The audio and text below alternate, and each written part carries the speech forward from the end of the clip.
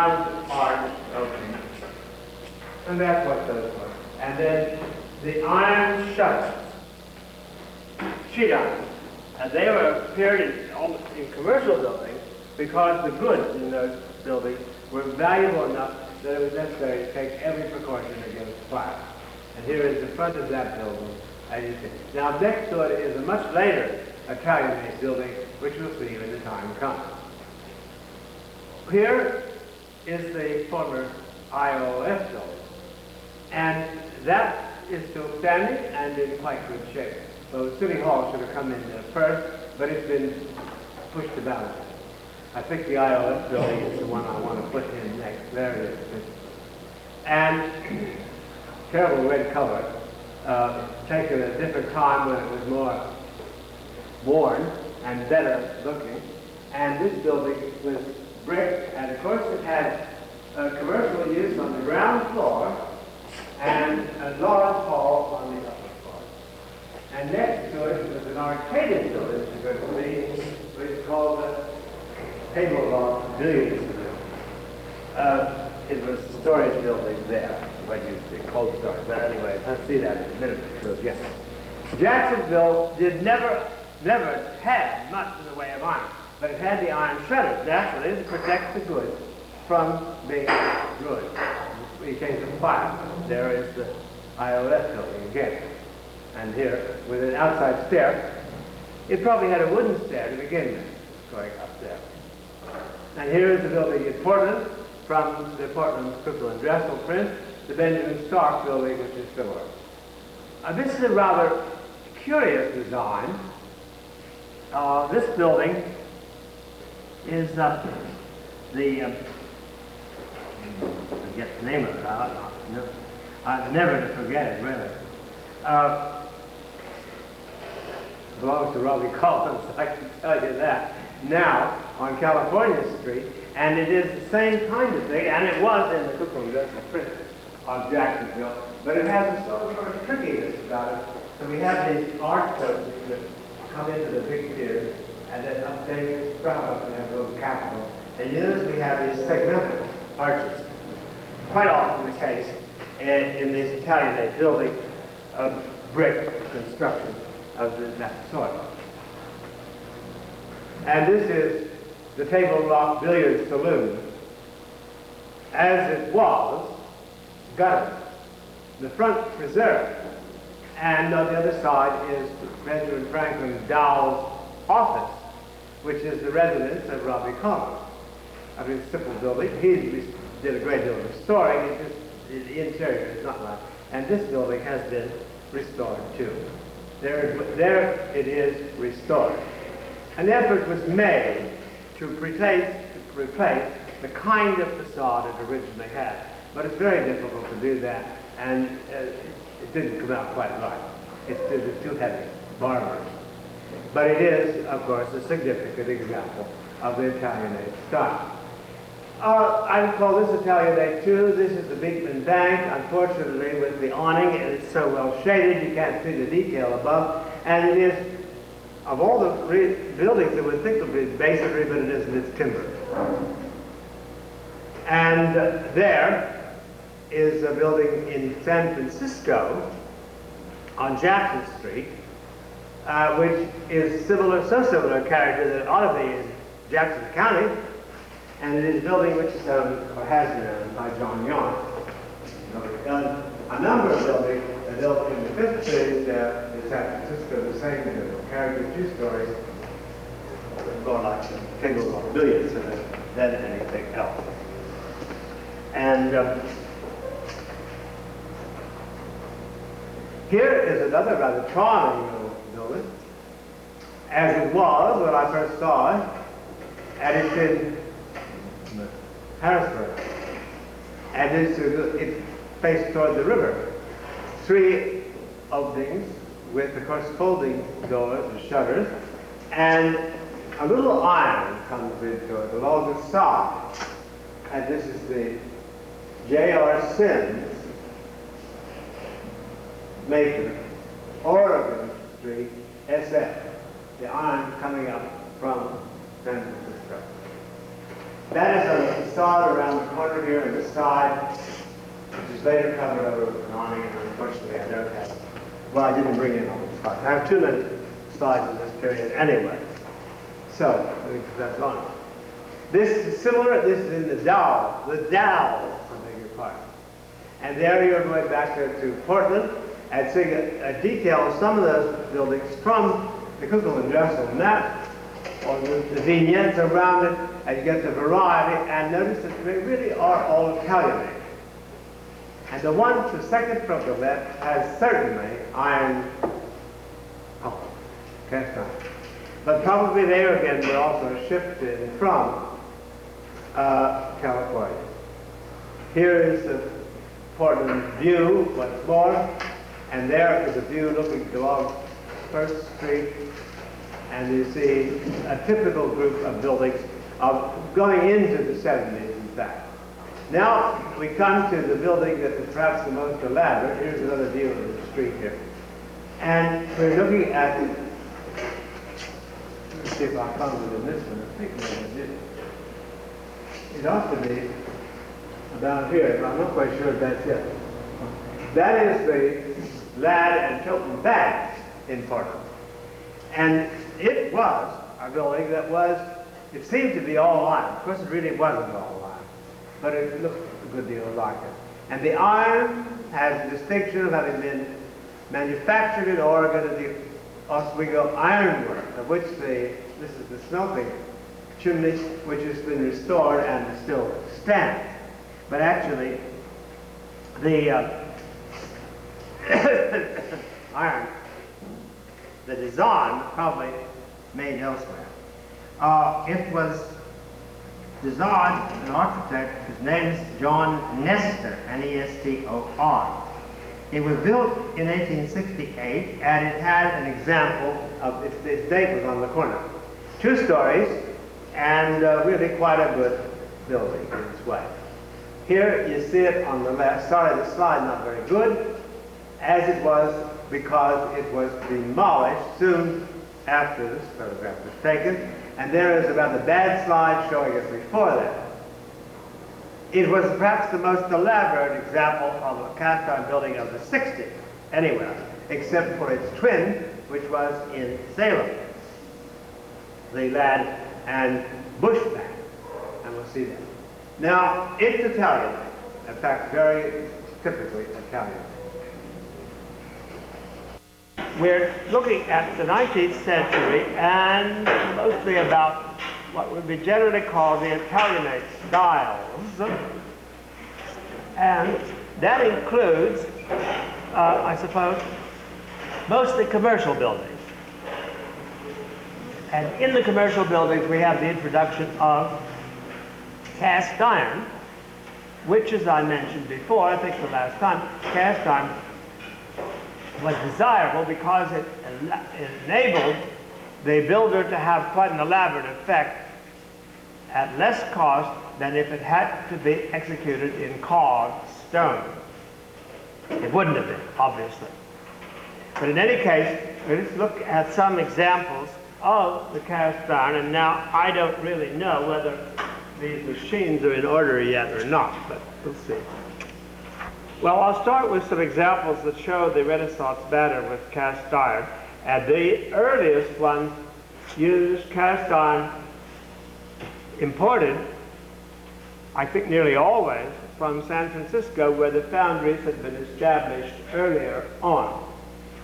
And it happens that we have examples of those buildings, greatly altered, of course, but still there in a number of cases. And this is one in the Dalles, which you're seeing here, with a detail of the facade. And the interesting thing about these is that you can, if you have good enough eyes, you'll be able to read this. Golden State Iron Works, San Francisco. A little building on First Street in the Dalles. Of course, it was never painted orchid color in the past, and quite obviously it had a, sort of open storefront in the park. But that's the way it was. There's a detail on the top that The pilasters are cast iron, and the capitals and the base, and fortunately they like to mark them so we can identify them. Now it happens that this particular design, which seems perhaps rather unusual, maybe it isn't as unusual as we think, if I can get that. But you will notice a certain quality of it, a kind of softness about the design, of course, design. But that's the way the cast iron detail generally comes out. Put it in the dowels. Okay. Here, oh, well, this is upside down, but doesn't particularly matter. I never mind. There's the top of it, and this is the bottom. And you see a similar type of design, and don't try to change it now, it's too late. There's the building of which you see. This is a second street in the Dallas. And altered again a good deal, but with some of this nice pilaster ornament. This was perhaps the most interesting example of the Dallas. This building at the corner of First and Washington, as you see it here, and a little bit more elaborate, but it still came from California. It says, I think it says on there, the Fulton Foundry. Fulton Foundry. You can't read it very well. And you see it has a very similar arrangement of the design of the bottom panel of the pilaster. A little bit taller than the others, and this is, of course, a shop front. And the ironwork is limited to the shop front side. And if you look at the far end, this building was fairly long. When I took that picture, it was called Model Laundry. Well, I think it had been a store. It might have even been a lodging place at one time or another. And this one, the Fulton Foundry on this end. And then there's the facade with the Fulton Foundry. There it is, layered. How people can bear to do that, I have never been able to understand. It's the same building. Remodeled, up to date. Yeah. That's it. One should never perhaps go back to look at things again, because it came to a horrible surprise. Hard to believe they would do it, but it is. Now, fortunately, at the far end, well, that's gone too, as you see. It was different, and this is the facade at the far end, away from the river. The other end faced the river. This one had an iron mark of the Oregon Iron Works, Portland. Very similar. Now probably they got the model from in wood, made in the East even. I think that my Oregon Iron Works down there. They're often hard to read with coats of paint. And then you notice that at the end of the pilaster has a series of sort of coins, and it has that imitation vermiculated stuff. They did carve things like that and stuff and things are done. And then the capitals are Corinthian, very nice, and of course they are segmentally arched. But that's all one piece of cast iron going across in each case. And the intervening members have a sort of serpentine vine going up and down. There's this that are here on the pilasters. Now, once you had the model, you could use it a number of places, and it happens that this one was used elsewhere. And here you see some sections of the detail of the building in Salem, And I don't seem to find a good slide of this. I think maybe I misplaced it. I did have better slides. But you can see part of it was left there. And there you see the segmental tops which had a pilaster underneath. And then you see that little vine. And over here, the alternating, which is, as you see here, the alternating parts of this vermiculated tree. Of course, painted up, gussied up in color. In the mid-20th century, we can't stand to leave it alone. Slightly later in detail and in date would be this one and the next one. All that's left of it there. But when you get that kind of incised ornament, still iron, rather than a rounded ornament, you know it comes somewhat later. Well, I think that the actual date of this building was about 1865, and that would be about the time that things were being made in Portland and used everywhere. Well, the most important of these buildings, probably, was the building of 1868, the Lead and Tilton Bank. I seem to have lost my place here. But the Lead and Tilton Bank of 1868 in Portland was, in fact, really probably the best example of that period. As it was torn down quite a long time ago, in the 50s, in the 1950s, it's not always possible to find good photographs of it. But it had its date on the top there. Two-story building. And you could see that it was quite an elaborate Italian, I could say, really quite Italian. With this is all iron, but actually the iron was really the ornament, because as you'll see when you see the demolition photograph, it was brick and plastered on the inside and iron on the outside. Now it is true that it is generally speaking Italian. But when you start to try to find an example of that in Renaissance Italian architecture, you might have a little trouble. And I think, in a way, it's just generically Italianate, and one should really rather expect to find it in France. Here are some other slides taken before it was completely torn down. It was a great loss because it was the most interesting building of the iron type in Portland, and certainly the oldest then surviving with the quantity of iron. There may have a few others that had some iron, but they're not so plentiful. As you see it here. And you see it had these elaborate pilasters, which are a series of coins, ornamental pattern. And the framing, the window openings with this elaborate frame with a little pilaster, and then a richly voussoired arch above. I'm afraid to tell you that this is only plaster. The iron was really used primarily to get these rich decorative effects. We know that the name of the architect for this building was John Nestor.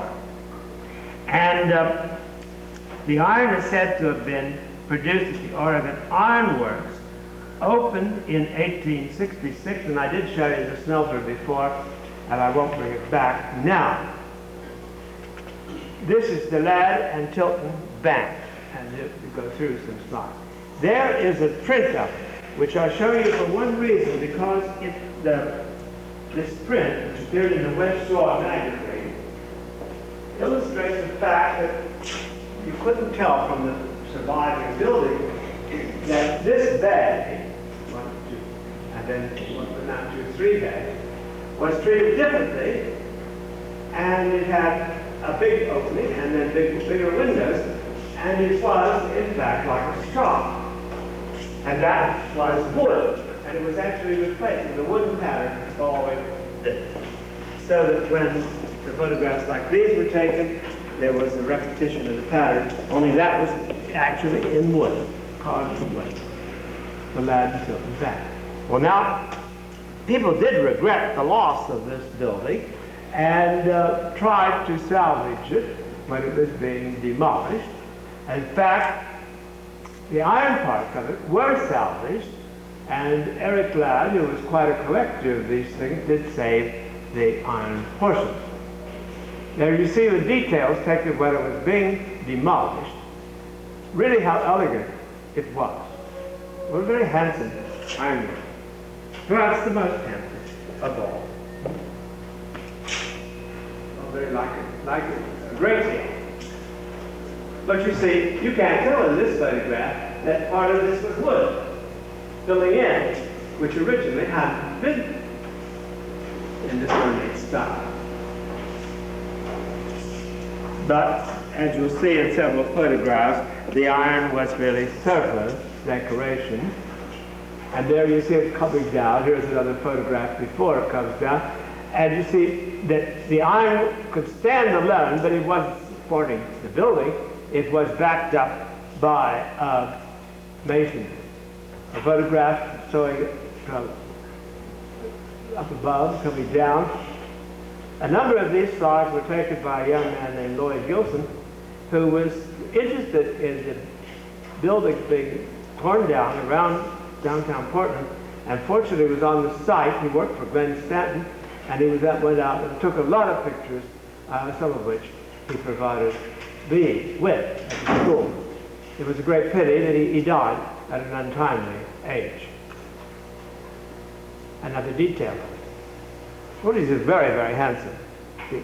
Now, there's one of the capitals with its number. But it was probably numbered when it went up, although I think that number was put on when it was coming down, so it could be preserved. But there you see how it was backed up with brick and stucco plaster. Now here's what I think was the actual kind of source for that design. This is a 16th century building, a part of the Louvre in Paris, the Petite Galerie. And it runs towards the Seine. I think this slide could focus a little, perhaps, people back there. It shows it, the best I could get showing it, under some restoration, but of course not demolition. Now, there I think this is the very pattern, and it wouldn't surprise me if whoever designed the ironwork for that other building knew prints, perhaps even photographs, of course, of the Petite Galerie. And I think once you see that, you realize that it is very French in character. It did not have a mansard roof like this building did. And what we usually think of the French influence as implying is the mansard roof. Well, we'll see that later on again. There was another view of the inside when it was being demolished. And here, a photograph which may puzzle you, but I believe it may not be turned quite right, but it is the iron on a flatbed truck. And it was being salvaged and taken up to Mr. Ladd's enclave up around the Cam House, which was mentioned again, and where he kept it sort of in open storage for quite a while. And here is the Ladd and Tilton iron on the truck. Here it is in storage around the Cam House. That was perhaps I think he intended to reuse it all right. But he probably didn't realize that it was going to be reused in the way it really was. And that's what we'll look at next. And here we see a building of probably 1869, just maybe a year later than the other, and presumably designed by the same, well, the pattern of the iron is the same. This was the Ladd and Bush Bank in Salem. It's later a branch of the U.S. National Bank, Ladd and Bush branch of the U.S. National Bank. Well, it was obviously just like the other. When you see it there, you're seeing it as it was. And that's an older photograph. This one I think I took in '55. And the Laird and Tilton Bank is down, and the iron is in storage, and this is where you're seeing it. In the meantime, this building had had some additions, two very interesting additions. The one you see over there on the corner is a building of the 20s. And it is in an Italianate style, but it's not this 19th century Italianate, of course. And it's rather handsome. The building had been remodeled several times. That inside had been remodeled about 1912. And it was typical, the early 20th century bank. I don't have a slide of the interior of it. It had very nice marble counters for writing your checks and so forth. And an architect in Portland salvaged some of the marble, and I have a couple bookends of that marble up on my desk. Well, there you see it, as you get an idea of the kind of detail and how it was, and that's presumably the way the Laird and Tilton Bank was just generally expected to look. That it's iron, but it's not all iron. There's a lot of this stuff again. It's brick, basically, covered with stucco, and then it's all painted to look alike and given a sanded finish.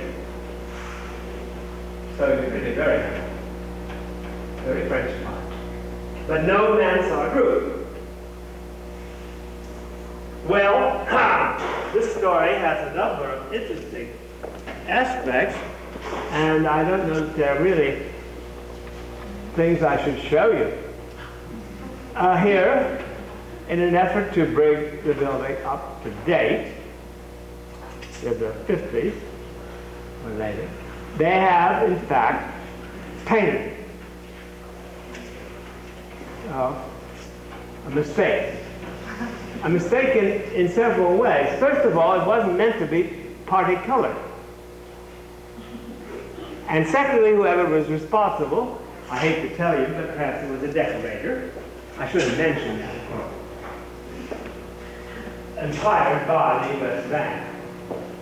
But anyway, you see, that in this case, as it was, it has a logical construction. It looks out the pilasters to support the entablature, and so on. And of course, what people do, people are so ignorant that they have painted the decoration like icing on a cake and just took away the character, the structural effect that it had. Awful. But it got worse. This was too tame. And so it has to be kept up a bit. Now they didn't go in and, you know, put the painting together again, but basically painted more decoration in these alternating designs of the voussoirs, both the blocks on the pilasters and in the voussoirs of the architrave, or archivolt, I should say. Well, that's the way it was, and there was a certain comment about it, perhaps, by that time, and so it was, in fact, decided to redo it. And the bank acquired the remaining iron from the Laird and Tilton Bank, from Eric Laird. And here you see the process of that reconstruction going on. This is the original building still. And you see at the far end of it, that was where there had been one of the best examples of the international style of 1940. And this is here, Pietro Belinsky's edition. This is the 1868-69 building, that's 1940-41. Now, I think that's a good way to do things. It related to it by being juxtaposed, but it is not copying, makes no effort to copy. Well, I can see that people realizing that perhaps by the 60s that looked out of date, but it was a great mistake because it was a good building. One of the best of that kind, and you see it's already been replaced in this photograph. with a construction using the Ladd and Tilton iron. And here we're looking at more of it, all nicely tied together. It is painted more or less successfully, but not correctly. And it's got 2 tons, which it shouldn't have. And then they tore down that portion and replaced it. I'm afraid they had to make some iron because I don't think there was enough for all that. But in the end, that's what happened. The corner's already gone. This end is about to go, and we're going to see, finally, the whole thing. I guess I didn't bring one in. I should have. This is the finished detail. The actual result is that the building is completely mid-20th century, and there is not one part of it, of course the iron, but not one section of it is the real thing anymore. Just nothing. I don't know, it's a lesson in non-preservation, I think. But it said, none of the original building is left. So, okay. Well, there were, of course, quite a lot of other buildings that were not as elaborate as this Ladd and Tilton or Ladd and Bush Bank. And there are just a couple samples of it from a front street in Portland, which is really more typical of the way in which the iron was used in the late 60s and the early 70s. And you see, the units are perhaps worth mentioning. The units were generally 3 beds, not very wide. And they were provided originally with large doors, folding doors, as they were used for offices that had access right off the pavement. And these are 2 buildings on Front Street. This was taken later with some decorated paint again, and not quite as horrendous as the examples in Salem, but nonetheless not right. There were quite a few, and what's more, there were several of those things side by side facing on Front Street, and around on First Street there was a similar group of buildings. I just couldn't bring them all in. I didn't think I could take the time to do that. I must move ahead a little because there's so much and I've gotten behind already in this course.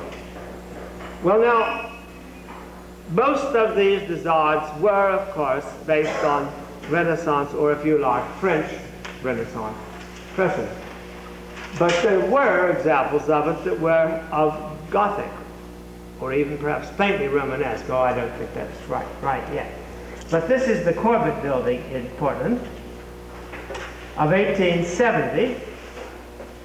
And the interesting thing about this was that it had an iron mark of Barton, Robbins and Company of Baltimore. And they were among the great manufacturers of iron fronts, or partial iron fronts. And then the whole thing wasn't assembled, but brought pieces. Perhaps they were even cast in the West. But I believe that this is iron from Baltimore. The iron came from Barton, Robbins and Company of Baltimore. The date of the building is 1870. As you see it here. And the proportions are much taller. And I really don't think it comes off quite as well as the others, but it's well worth noticing. And the photograph looking across at this medallion, which gives us information about the date and name of the building. And fortunately, these people like to identify the building. Corbett Building, 1870. A very good example. And one of perhaps the only one that I saw that I knew in Portland that was in this sort of, I call it Gothic style, for lack of another better word. Well, in the 70s, there were quite a few such buildings, and I'll try to show you some of them and see if I can keep them in order. This building, and they all tended to be rather less correct than the early ones. This was a building, was originally Deacon's building, but later was known as Gadsby's. And this is the building that was dated in 1871. Here's the photograph here. It shows it. And over there, I photographed in color. And the doorway hood and the details of it are to be seen here. Here's the doorway hood. Now, that pretty much marks the style of the 70s. You're going to see that quite often in the 70s. You notice that the bay, the unit, the 3 opening unit persists. And you could add to it, but it keeps the unit pretty much the same. I think it's about 25 feet across, not more. And it gives a pretty nice relationship scale to have it like that. Another detail. This is it's a hybrid. It's, up there we would say, oh yes, Italianate. Down here, well, it has something of those flattened arches that are perhaps somewhat medieval. And then this is still another one. Oh, this is the building you're seeing in a photograph, a later photograph, and an older photograph. And the building got rather impressive, and it goes up to 4 stories, and it has very elaborate cornice ornament, but some of that's gone by the time you see it over there on the left. This one should be I forget which one this should be. Get the paper out of order here, and we'll never know what's what. You won't know, and I might not know. Here we are. Deacon building. Well, something's gone wrong. I can't remember now what that is. Well, it doesn't matter. The view along the side of the street. This is just northwest Portland, just north of it. And there is a photograph of it, as it was, and nearly all of these are gone. But anyway, here is the iron mark, as you can see it here, and this is the Willamette ironwork, Portland. Fortunately, they kept on putting these bits of information in. We would never know otherwise. I'd like somebody, maybe sometime, will make a study of knowing where the actual pattern came from. But it does take that note now. And some of the detail, like the corner detail here, as I said, it gets rather impure in the 70s and carries on even into the 80s. There is one, of course, that is really Gothic, and that's the so-called Bishop's House. It never was the residence of the bishop. It was an office building for the Catholic Church in downtown Portland. As you see, it's blended in pretty well with the other examples, as you photograph here when it was still standing. And then this building has a kind of chapter house facade with a great window there. Fire escapes are a visual hazard in all these buildings, but they have to do sometimes say live. It wrecks the appearance of the building. I think now the code should not permit that. Instead, you should have enclosed fire stairs. But goodness knows, I'm afraid that doesn't come very often. Like so many others, you can see it, that building stands without its neighbors, and that is unfortunate because it needed that. It wasn't meant to be a freestanding structure. Now, about the same time, about 1871, 72, you have a building better known, the New Market block in Portland, and you see it on the left, which is the east side, and over here would be, it went through the block, on the west side, and it really had a market at the bottom and an auditorium up above.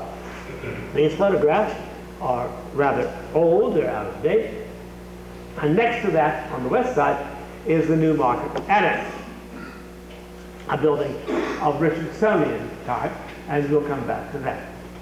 This building has some cast iron for the ornament, but it's basically, again, like all of them, it's basically a brick structure. There's a detail of a facade showing the part that the iron does give to it the distinction, the elegance, if you like. Now, on the east side of it, you see the Newmarket looming up there. Then comes the Poppleton building.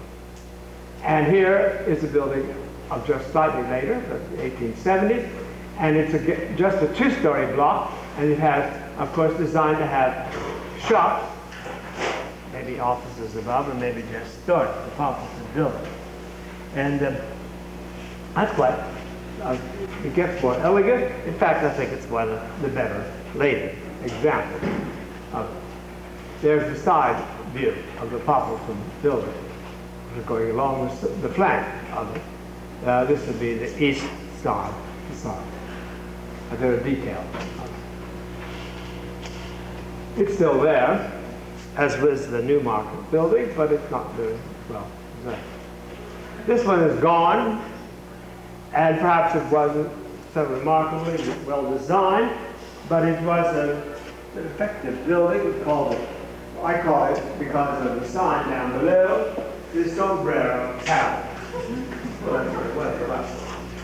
And it was 3 stories, and a kind of mishmash, somewhat Italianate, well, really Italianate, but somewhat Gothic mixed in with somewhat medieval, I should say. This is not exactly Gothic. This is the Sombrero Tavern, looking up at the other portion, where you're not distracted by the sign of the bar.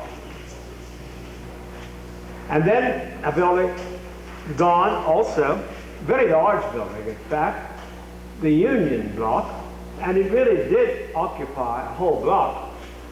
I don't think any of the photographs, including the print, show the entire construction of the building. The prints mostly come now from illustrations in the West Shore magazine. And obviously this is not the same corner, but you can see that perhaps it is the same building. But it was torn down like so many things. And there it is, that corner again. And here, the building as it was. 3 stories. Oh, really rather more Italianate than most. As we said, shops below, there's office space above, and storage space perhaps as well as office space. Not actually always usable. There's a corner of the building, and you see a date of 1880. Getting kind of late, but it went right on. And the people who weren't very sophisticated, of course, wouldn't have known that this was quite out of date in the East by 1880. It really is a style of the 70s, but this was a good building, and perhaps it was too bad that it went down. Another view of it, and I think I'd have some slides thrown in, of the interior. This is when it was being demolished. And I can't say that it was always open like that. In fact, I doubt very much that it was. That's the 2nd floor inside, and this ought to be, well, maybe the 3rd floor will come up over here. No. Oh. This is one of the last fragments of it as it was being demolished. One of the entrances to it. I just said goodbye to that. There, that was the 3rd floor. I knew we must have it someplace. I probably put it in wrong.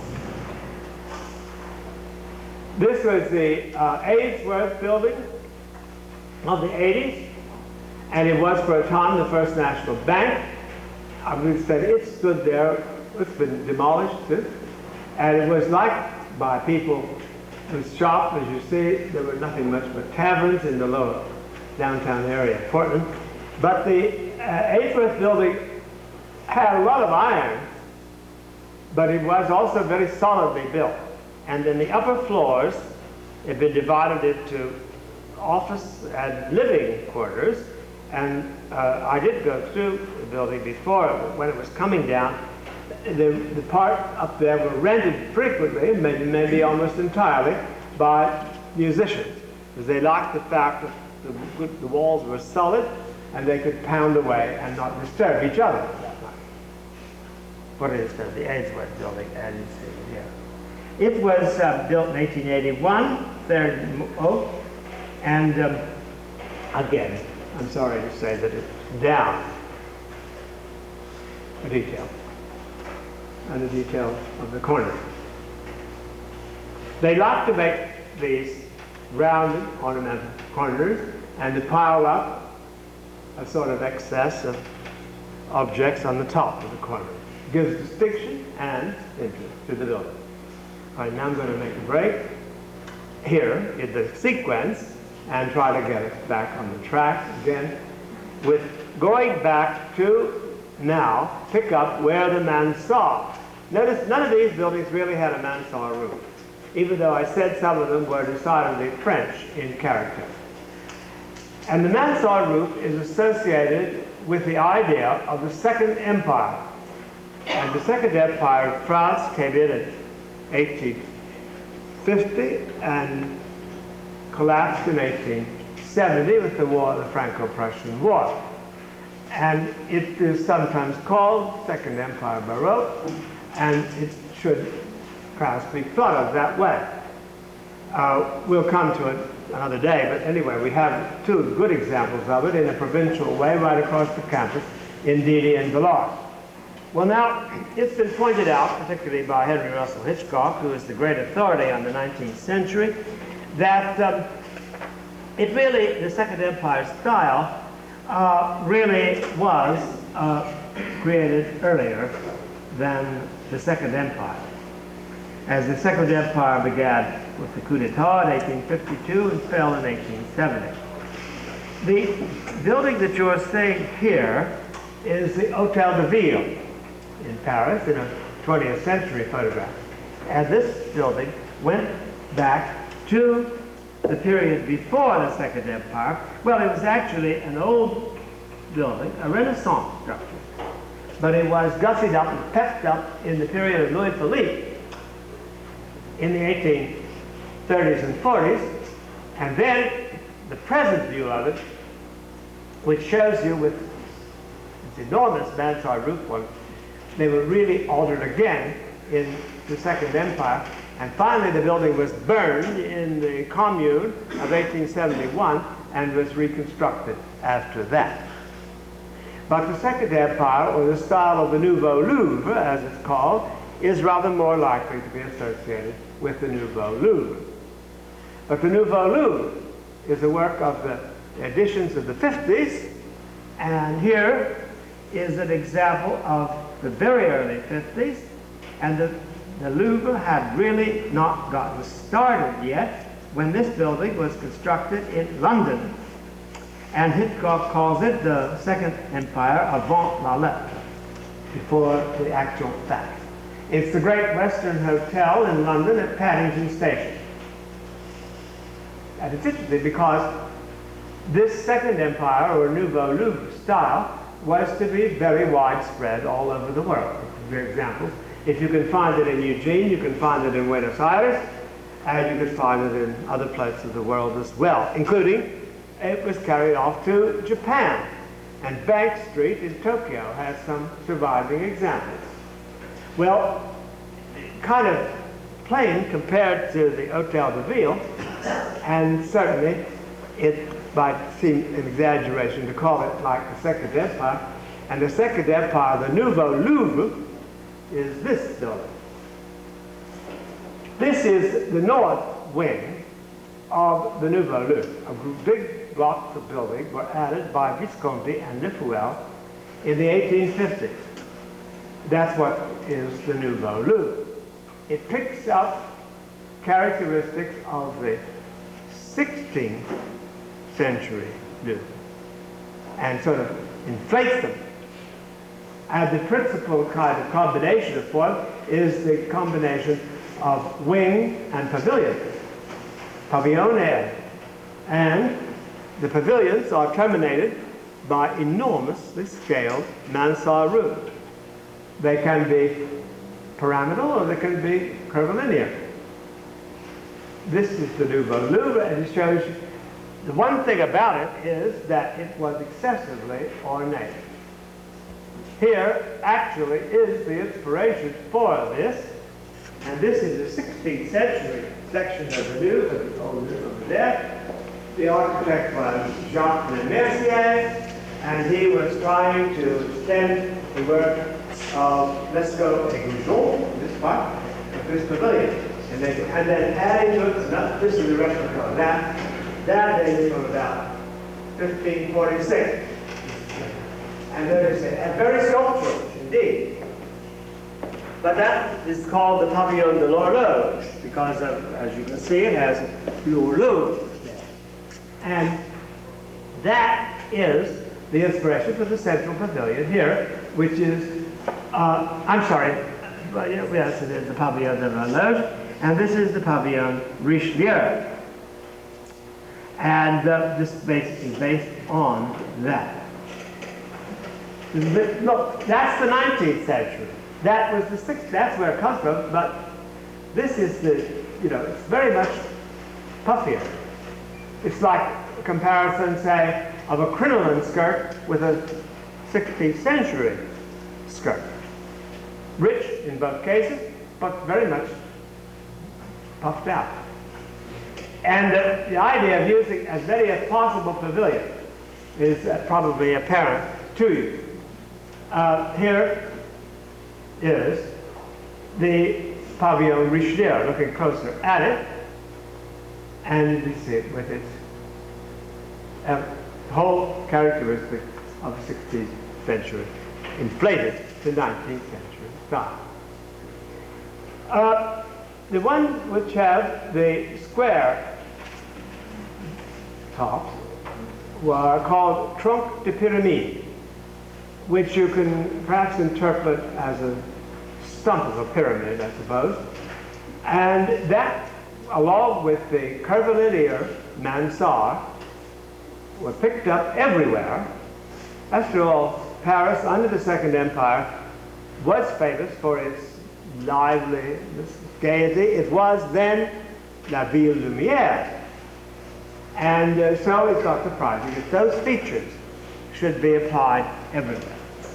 One of the very earliest examples of it in the United States is the building now called the Renwick Gallery, which was originally the Corcoran Gallery, and then it was the former Court of Appeals, and then now it's made into the Renwick Gallery, and it was renamed in honor of the architect James Renwick, who did this building in 1859 to 74, the first use of the French Renaissance in a major public building in the USA. The style was then called Louis XIII. And here you see it has appeared. Fortunately, it survived all those changes of name, and it's fascinating to visit because it's a handsome gallery inside. It's there just last fall again.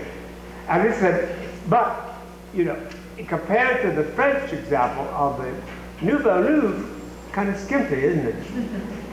And of course, it's brick and stone, and the Nouveau Louvre is limestone.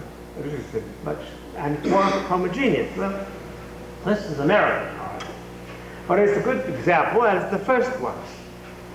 And then there is this largest example of all, I suppose, in the United States, a building of 1871 to 75, which was built by the architect of the Treasury, A.B. Bullitt, and it was originally occupied by the Departments of State, War, and Navy. That was over 100 years ago, and of course today it's only part, mind you, of the executive offices. And there you see it detailed. And it's granite. This is more truly the color than that sunset view on the left. And it is very, very crisp and hard. Granite lends itself to that. And it's completely unlike the softest, what might call it the Parisian frivolity of the Nouveau Louvre or Second Empire style. It just can't be like it at all. Now, for curious reasons, that style was picked up in America and used for academic buildings. And there you have an example on the left of one of the first ones, which was the 1861-65 building, the main building for Vassar College in Poughkeepsie, New York, by James Renwick. a man who did the building now called the Renwick Gallery. And here is the same kind of thing used in a building much closer to us here, Mills College, Mills Hall of 1871, by a Mr. Bugby and Son, and it was adapted for wood, and everything almost had to be adapted for wood in America. As you can see, the mansard in both cases. I regret to say that I've never actually been to Poughkeepsie, but I have been here. And you can see that it had this pavilion, trunk of pyramid, and then the curvilinear central bed. Well, it's through the inspiration of that kind that we got it here on the campus, and not so very much later after all. The Mills College building, as I said, is dated about 1871, and D.D. Hall is 1873 to 76. But there's also a building at the University of California that comes about the same time, and that perhaps is more directly related to our building.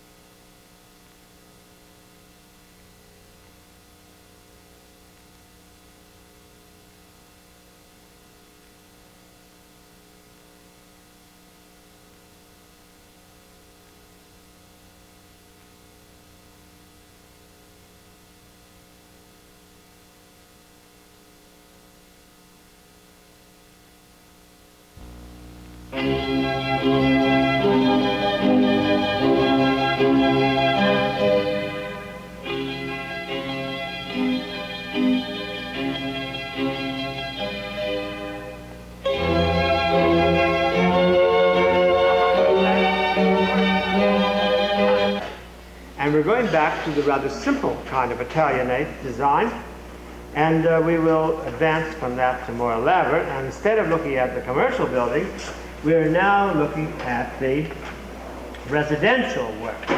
And this is scattered around here and there, everywhere, and we're really looking at it, first of all, in Portland, here.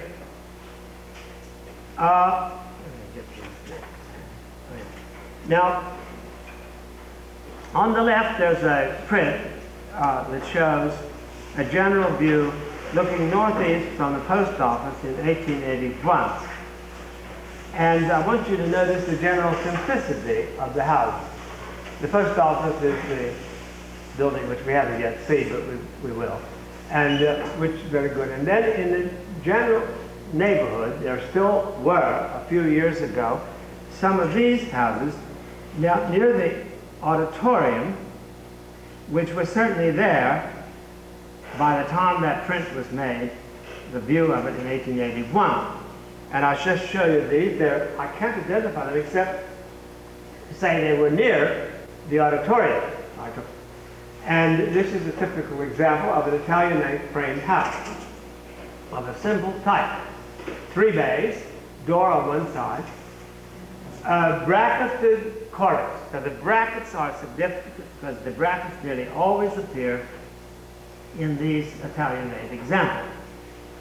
And here's another house from about the same place, which is provided with 2 bays, Italianate, bound. And these are the 2 forms which continue. There is a destroyed example, which is a house called, this was originally at Front and Market. It was cut in pieces and moved to Front and Sherman, and I believe it's all gone now. And it was built, so it said in 1870, Dr. Chapman's house. What is it? Italian. Notice the elaborate brackets, the rather heavily framed windows, and the use of pseudo coins on the edges of the building. This is the Cromwell Hotel Annex of maybe 1860, although I am not quite sure that I would agree with that. And this is, I think, gone today too. This is the Italianate house. Now, here is a pretty good example of that kind of house, and they were scattered over the state, so I can show you this one. From Astoria, probably 1870. It was a Captain J.H.D. Gray house. That's what you see it here. The painting in 2 colors is purely 20th century. They didn't go in for that at this period, anyway, other than Italianate house. And here was one of the houses, or is one. This one is in Salem, and this one is still standing. This is the Gray house. And this is the Ezra Bush house in Salem. And it's what is now known as Bush Park, and it's a museum. And so as you see here, here is our speaker who's going to be here on looking very much like some kind of a deep rock minister, indeed it might be, John Harris. This was taken in 1967 when he was here giving a series of lectures, very good lectures indeed, of the Palladian movement in England. He's going to be talking, as I've told you before, on Monday night, the 7th of May, here, this room. That's the way it was. It was repainted, and it's painted this way, which is perhaps a better approximation of the original color. It's it was always freestanding, so those houses in Portland, well, the one in Astoria was freestanding, but the others were tended to be in a row. This was freestanding in a rather large park-like estate called Bush Pasture, just south of the center of Salem. I didn't see, you notice that there's a bracketed cornice, that there are segmentally shaped windows, very typical of this kind of thing. I didn't see it here. Now, the house that comes up, I hope, coming up next is Portland. The Corbett House was one of the grandest of the style, built in 1876. The Bush House is about 1877. And the Corbett House of 1876 was destroyed before I arrived on the scene. I didn't see it in 1938. And the site is occupied now by the ground, what was for many years the Greyhound bus station. But they've now moved down towards the railroad station. It was typical of the grander houses, and that many of them Italianate, that they were even in the city, the largest city in the state, they were provided with a good deal of space around it, frequently as much as a half block, and in some instances with a whole block. One of the favorite locations for these houses was what we now know as the park blocks, the South Park block. And they were called, it was called, in this print, it was called the Boulevard. Well, pretty good idea. And you're looking at a row of houses, none of which are now standing. This was illustrated in the West Shore in 1882, corner of Park and Montgomery Street.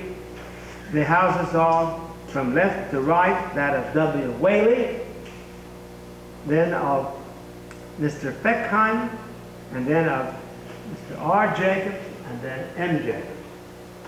Now, it happens that just by chance, they were all Italian. And they're standing more or less free, although they didn't have really any more than, perhaps they had about half a block, a third or a quarter of a block. And they have double bays, a central opening, and they have a no-pitch roof. The Fechtheimer house, the roof doesn't show, but the others do, and frequently there's a little sort of fence on the top of it. Now, we have, fortunately, in the library, a series of photographs of the Fechtheimer house, which you're seeing there coming up, taken about 1880. And I'm going to show you those because they are so rare to have examples that show the house. And this is the way it was in the West Shore print. They often had these little fountains in the yard. I hope they did. Though on the whole, most of the West Shore things are accurate. Well, this doesn't look like a fountain. Of some kind of big leaf, lily-like plants. But the Fechtheimer or Fletchers later, they had this house, and they had it photographed, and the photographs were preserved. So here's another view of it. This is the entrance. Sweeping stairs, quite an elaborate house. They must have been very proud of it. If you're being house proud, that's being house proud. And there we go through the house, looking at the hall and the various rooms. This is the lower hall. And you see all spacious, not cramped. Many of these houses were a little bit cramped in that hall. But here it's not. There's a nice stair going up and up. The stair set back behind a sort of screen. And the house is fully furnished. Patterned carpet, some rugs on the top of the carpet, plenty of tablecloths, fringes, and so forth, and ornamental objets. And here is the parlor. We could hardly imagine anything more typical of the 80s. But they had gas lights, I think, and these orientalizing tables. And ornament. At the end, some of this kind of thing is made nowadays very much sought after as collector's items with steer horns supporting a little stool. Of course, there were chairs and sofas with horns for the legs and arms. It was quite a fashion. What do you think? There's heavily framed pictures and hands from cords from picture rails and tilted out at what often seems to me to be a rather perilous angle, but that's so that the glass wouldn't reflect too much light. And then this is identified, I didn't identify, the music room, as the photographs are identified. As you can see here, it's a guess. They had their full share of furniture, you would have to admit. And there's some kind of a little rattan number here. And a big bookcase with many stores. And carefully laid out a violin and bow. And is that a piano? I guess it is. Well, maybe it's an organ, but I think it's a piano back here. And all these pictures threatening from overhead. And where the openings go into the hall and other rooms, there are heavy portières.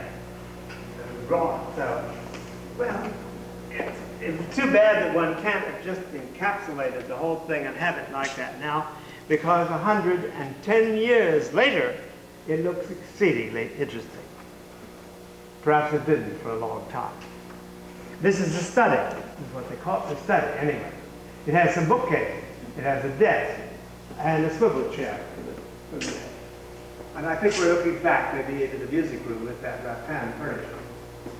Well, you notice that a lot of the furniture has casters. Good idea. And this must be a gas. Maybe that's an oil lamp hanging down. Gas on the bottom. And once again, these sort of threatening pictures looming over you.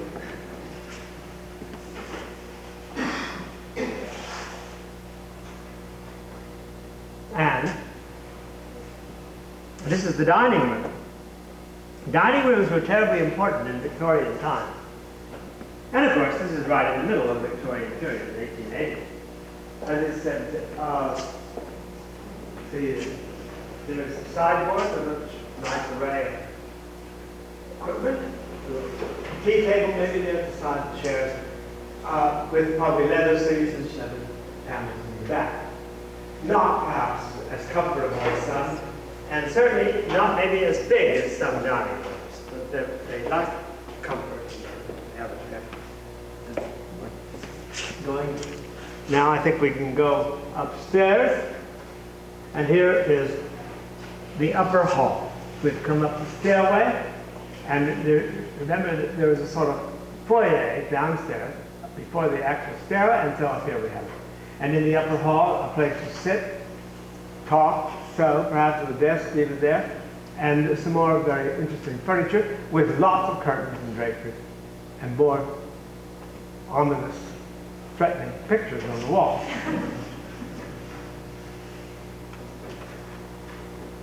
And this is the master bedroom.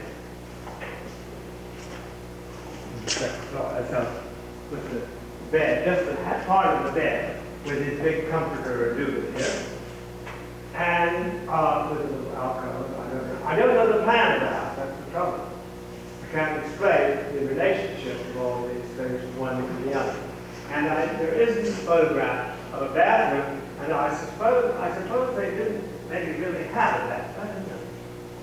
They must have had a place to take baths, but maybe not what we would consider. Oh yes, in the 80s they could have very well had a bathroom. And this is another bedroom, not identified except said to be a bedroom. Looks sort of lots of books around here. And then finally, I think the last one is what is called the son's bedroom. And this perhaps a little bit more austere, not quite so dramatic.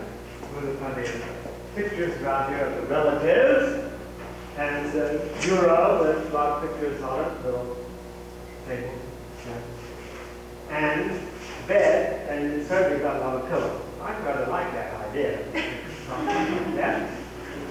And the flowers wall. There's some more Renaissance and Second Empire examples, public buildings and various sundry things that house it in the Second Empire style principally.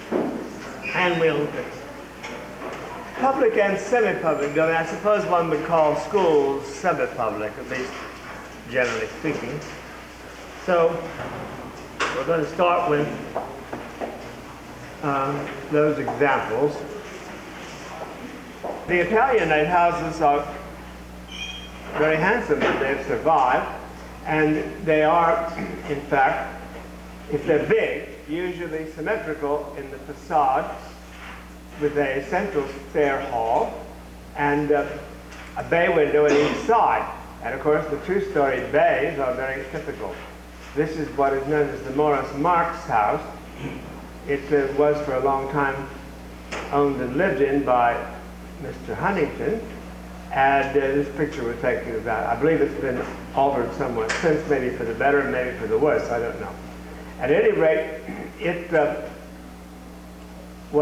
is may be the work of Williams, the architect who did, in fact, the large hall.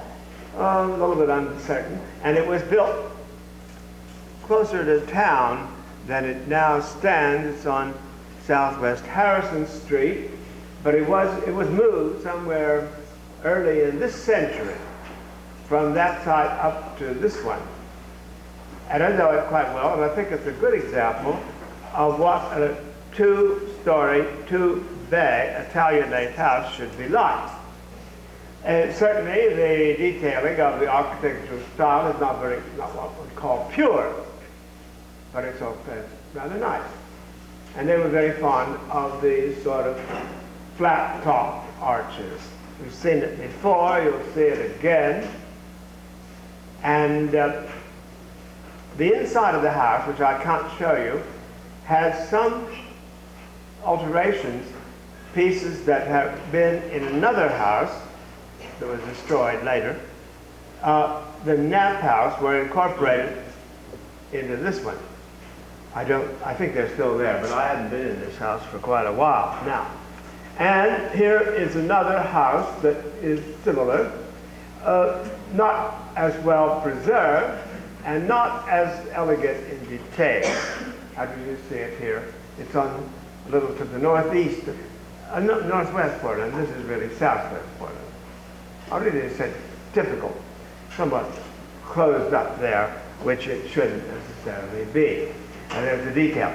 Now I say it is a little different and not perhaps so grand, and it has that incisive pattern decoration which the other house didn't have. About the same date, though. I couldn't say very much difference in time.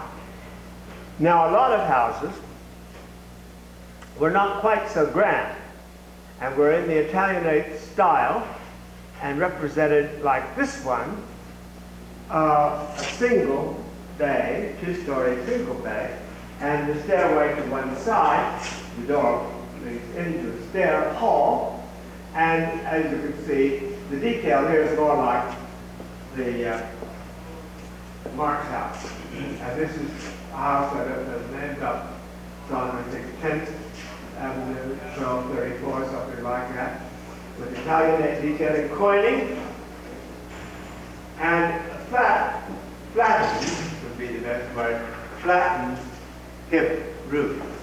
You weren't intended really to see much of the roof in this style of domestic architecture, and you didn't on the whole. This is one in Salem. It's been moved since this photograph was taken. The Keys Manning house, but it's similar, just a little bit plainer, and it did have an ornamental iron railing there on the top, which is just missing in many cases.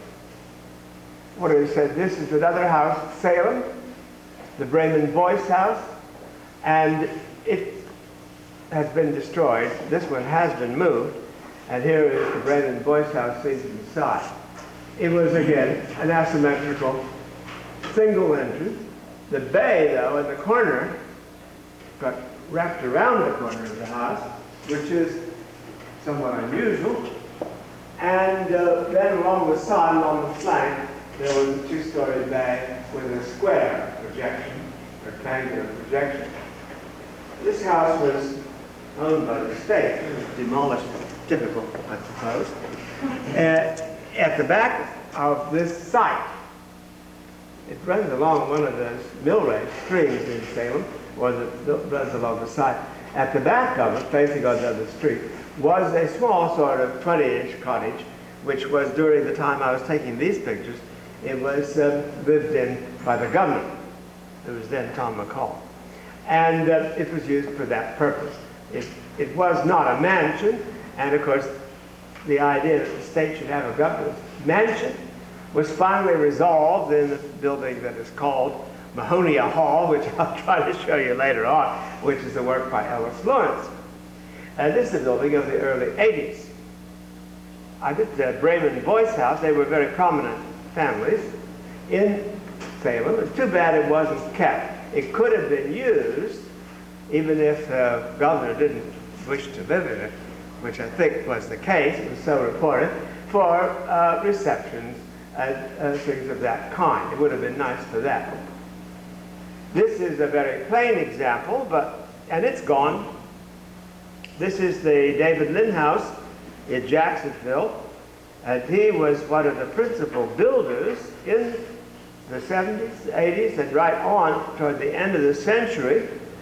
His own house here wasn't so very elaborate, as you can see. But it is an Italianate two-story house. And this house, which is so neatly preserved, which is due to the fact that it has historic associations rather than its architectural character, though it's very pleasant. This is the house in Newburgh, which is called President Hoover's boyhood home. And he was brought up there by an uncle, I believe. And that's why it got all fixed up here. It was a very plain house, simple, with, of course, a fence to keep the animals out of the yard, and actually not as elaborate even as David Lynn's house there in Jacksonville. Alas, that's gone away not so many. The Hoover boyhood home is now, I think, open at times as a public museum of sorts. This is still another one of these double bay houses. This happens to be, really got ahead of it. That's the one I was going to show you first. That's the Mueller house in Jacksonville of the 80s. And it's a little bit more elaborate than David Lynn's own house, though he may very well have been the builder of the construction. This one is in Ashland and is the McCall house. And that's the side view looking along the flank of it. This is the front entrance, double, two-story bays, Italianate detail, and to all intents and purposes, invisible roof. It is a low hip roof. And very large brackets under the heavy overhanging cornice. It's typical of this Italianate manner. Once again, you can expect to find window openings of various shapes, sometimes flat top. These are just basically segmental. And then that's true at the top light over the door. But another thing I might mention is the fact that frequently panels, and not only on doors, well, not only on front doors, but sometimes inside, and in a round arched top, the panels on the door. And here is another house that you could, oh, I'm getting myself all jumped around here, I'm afraid. This one is familiar to us all. This one, I guess my mind is slipping. I can't remember exactly what this one is. But the other one on the other side is one of the Collier House in the Capital Club. It was built in about 1885, 84, 85. And it's been added to a number of times. Fortunately, or rather maybe on purpose, this slide doesn't show, the principal addition, which is to the right behind the street. But I would caution you to realize that the porch, with its rather elegant side light and semi-elliptical fan light and the very delicate little column, does not belong to the date of the house of the 80s. It was altered later. It was made fashionably federal, if you like, or colonial, and that has happened to take place in some other details, but that's really rather typical of this period. This house, now that was Professor Collier's house on the campus here, but this one, which would have been a more important monument for us, the University of Oregon, if it had survived, and as you see, it survived in quite good shape up to a certain point, demolished. This was the house of President Johnson, the first president of the University of Oregon. And it's down there. It was on the west side.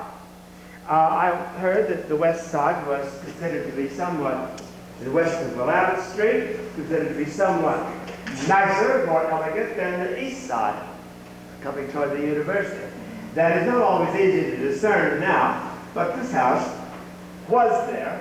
It was still in perfectly usable shape, but it was torn down. I have a lot of slides of it that were taken by a student and made some measured drawings, and I'm sorry to say that it couldn't be saved. Well, I don't know whether there was enough effort at the time. Perhaps had it been nearer the university, it might have been saved. It was really a more elegant house than the Collier house, as you can see by the detail, but gone. And it had some fairly interesting woodwork inside it. But it was lived in at this time by an elderly lady, and she moved off to die in Florida or someplace, and so it's gone. Then we have some record of houses like these, of which they see in some of the publications of the period. And this is the Collier house as it originally was, and the residence of Professor Collier. And you see that the doorway just had that pretty little fanlight inside it. And the columns were not those elegant columns, they are just really the kind of shaped columns, they're basically square, chamfered in the corners. The side entrance is still somewhat like that, but as you see, get the idea of it with its bay windows, its low hip roofs, and of course a low hip roof too. You don't see it when you're close to the house at any of these examples, they just don't show. This, of course, is that house, the Collier house again, and this is the side entrance, or the east side, and the grassed-in porch, of course, later addition, but actually the columns and the brackets belong to the original scheme of things, and they would be like the ones in the print there on the left. Well, here's another house. There's several of these houses which appear on one of the panoramic views that we've seen of a prominent citizen. This is about the house displayed around the edge. I don't know anything about Mr. G.H. Park, but he was obviously a prosperous and up-to-date citizen. And you see, again, the Italian style.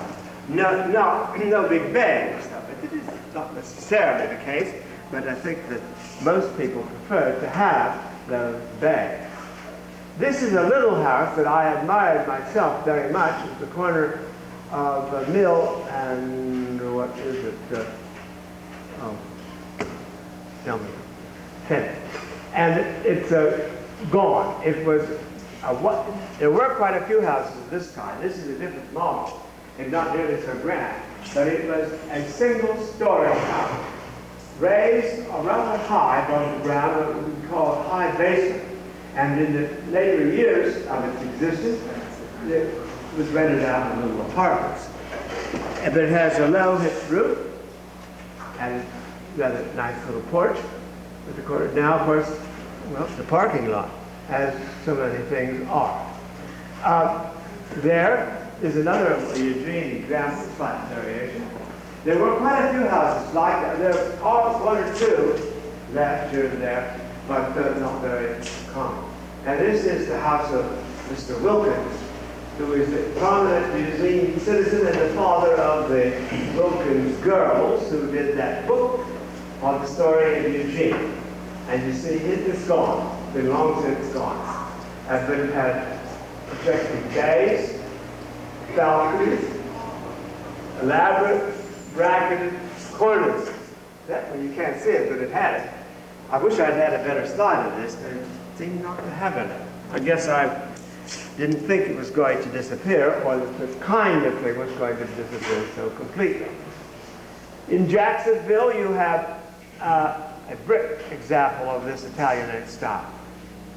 This is the Orth house, and it was one of the more elaborate houses for a merchant named Orth, and this shows the general character. It didn't have some bays, but after all, it was fairly unusual for it to be brick.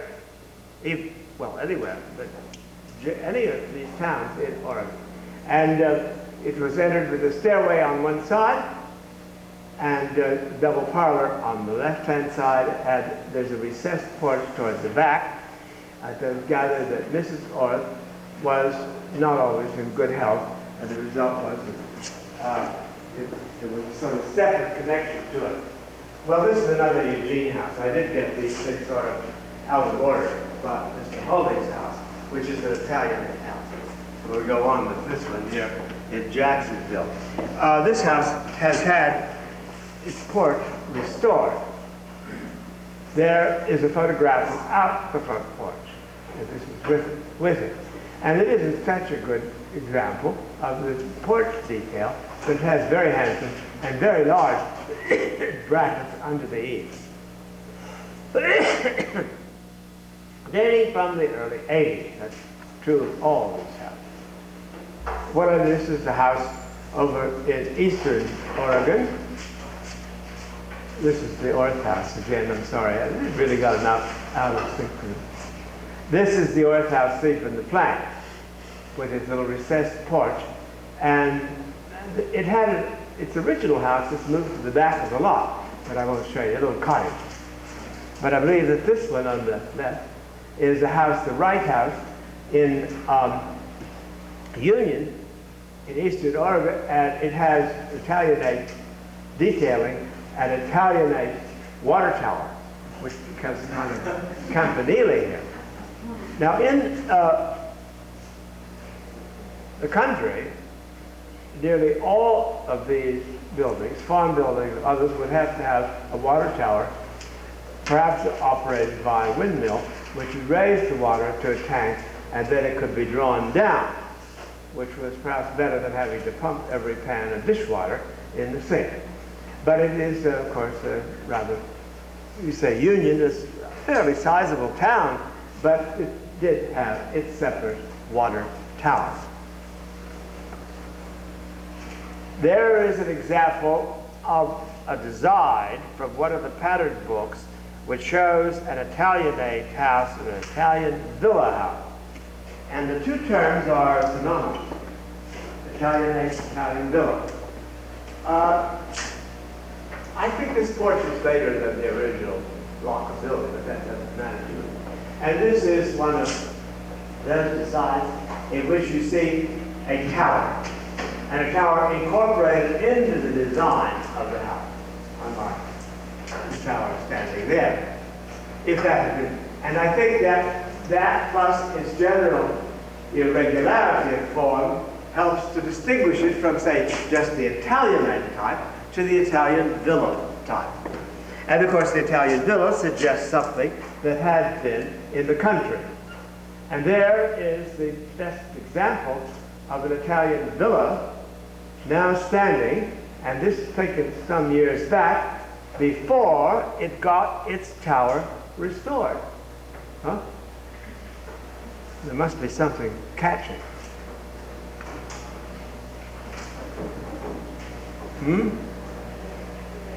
Anyway, that's the Moyer House in Brownsville.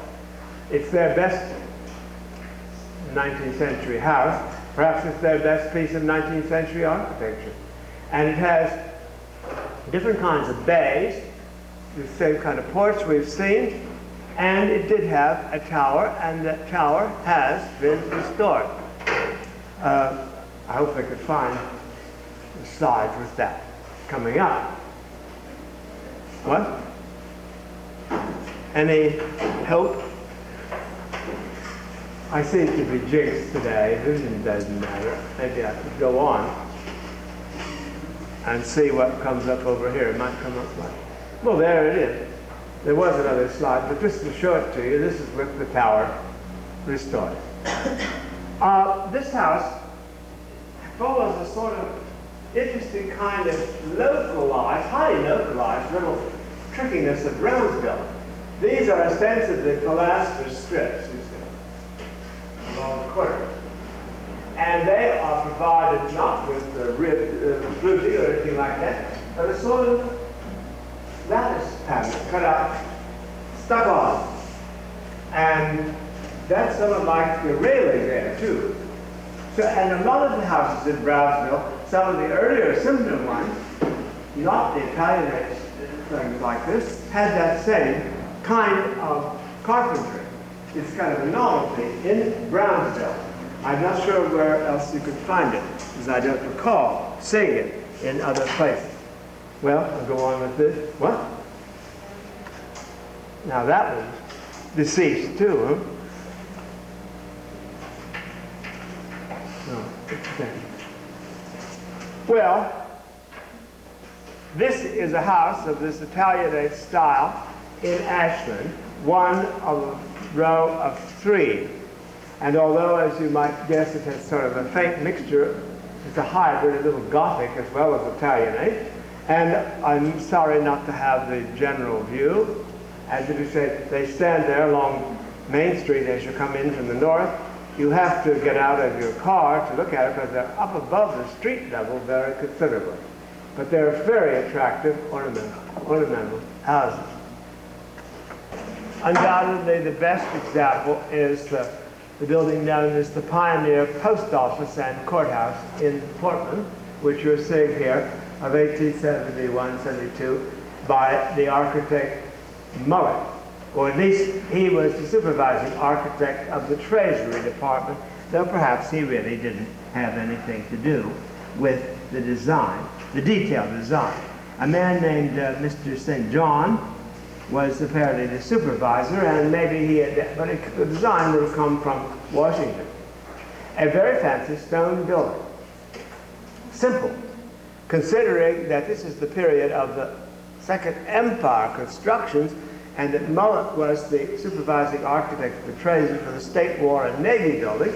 This is very quiet and retardataire. We see. Stone. Stone came from up around Puget Sound. And it's very elegantly done, restrained. By the way, across the back of it, in case we don't ever get it straightened out right again, you see what was the central school in Portland. And that, of course, that site was then later occupied by the Portland Hotel. And now, then later by a parking lot, now Pioneer Square. Interesting change. Well, I want to go on, I suppose, with this one at any rate. There's a view of it, as it is more recently. It was restored a few years back, about 10 years or so ago, by George McMath, who did an excellent job of restoring the character of this building.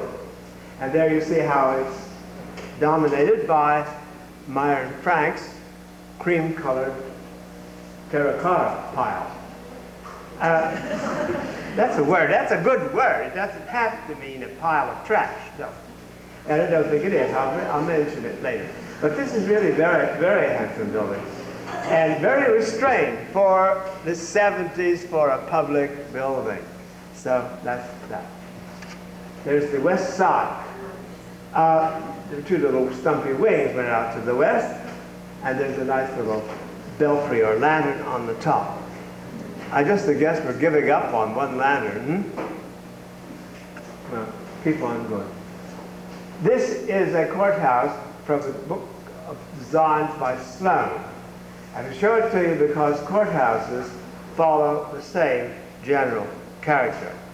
And you see it's Italianate, and it has a dome on the top, which looks perhaps out of scale for the size of the building. And here is the State House, which I think was clearly thought of by the kind of thing that Sloan did. This is the former state capitol in Salem, and this is as it was when it was first built in the 70s, but it did get a dome, which was added in the 90s.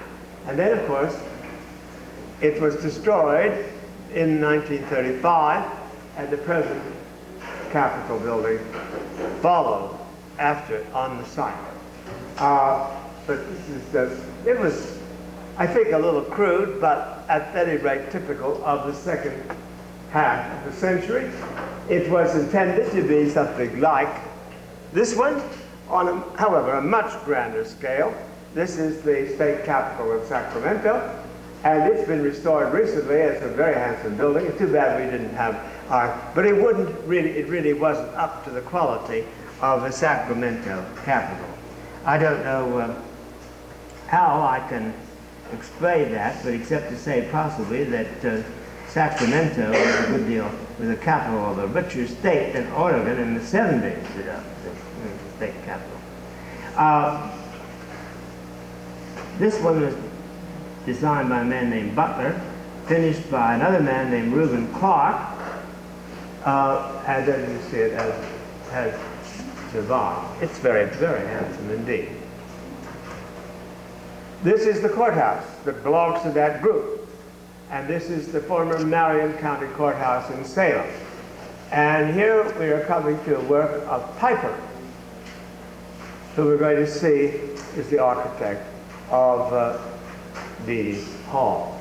And this was built about the same time, 1871 to 73.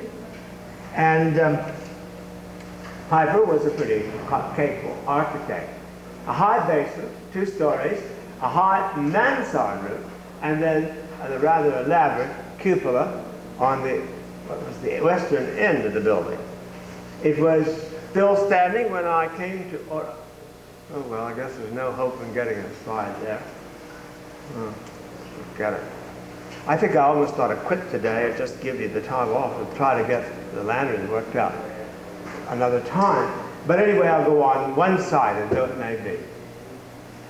Most of the designs for courthouses were not quite as Italianate or Second Empire as the Salem one. And this is more Italianate and less Second Empire. And this is the former building in the Dalles. So it's still a former courthouse. There should be another. This is, I show you where it comes from, by a man named Samuel Sloan, who published one of these handbooks. This is his own design for the Lycoming County Courthouse. This is the Jacksonville Courthouse, the Jackson County Courthouse, built in the early 80s. And this one was similar to the one in the Dalles. Very nice. It happens to be preserved because they moved the county seat away from Jacksonville to Medford in the 1920s, and this building was then converted into a public building, a museum. And it is the Jackson County Historical Society Museum. Quite a handsome building. I would like to point out that, like all these buildings, it had to be surrounded by a fence to protect it. That's the Oregon Capitol with its dome as it finally got there in 1890. This is the entrance to the Jackson County Courthouse. The sort of bungalow-like roof is not typical, and it was an addition of a later period. However, the rest of it probably was all right. That's the Marion County Courthouse over there in a drawing. And this is, that's about, of course, 10 years earlier than this one. With side view, just to show one of the windows, the typical Italianate window form.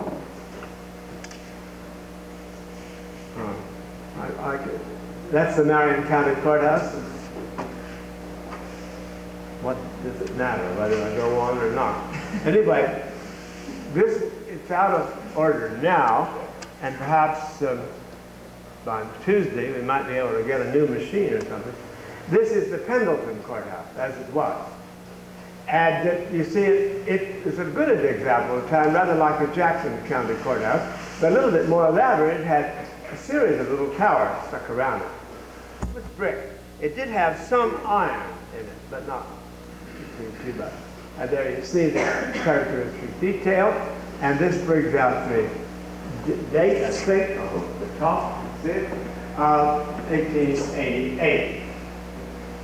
Now that's 1873, 1888. Both of them are now completely gone. And I think you just better give up, Jim. That is the first Wasco County Courthouse in the Dalles, but it is really a kind of modern reconstruction. And this is the last of this group of courthouses that I'll show you.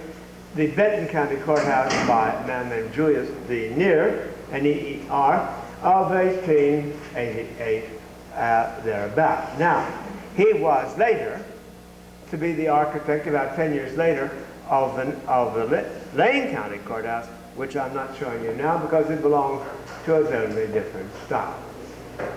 Institutional buildings have the same, but usually rather barren Italianate character. There is that Portland Central School, which we saw in the background behind the Pioneer Post Office. And it's got an Italianate character, but to give it a little emphasis, it has a tower, and the tower has a shaped mansard roof. And then this is a building, this is the main building at Willamette University, Waller Hall, and it's an Italianate building, somewhat altered, especially in some of the detail around the entrance and so forth later on. And here is a photograph of it, which you may not recognize. In the background is the state capitol, and this is Waller Hall on the Willamette campus, and you see that it had a mansard added to it for a time. Then there is this little school, or academy, in Philomath, which has the same general character. The wing's a little later than the central portion. Here is a composite of some of the institutional buildings in this Italianate style, one of which I'm going to show you more of. But they are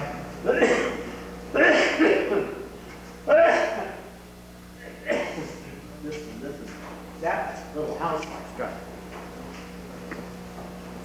I guess I'm going to quit because I can't really go on. This is the Sacred Heart Academy in Portland, and we lost out on the Sacred Heart Academy in Salem, and we come to Dede Hall. And frankly, there's not much point in my trying to make any continuity out of this, and therefore I'm going to say farewell. Always que wally, as the Romans would say. Maybe I can catch up on Monday, on Tuesday.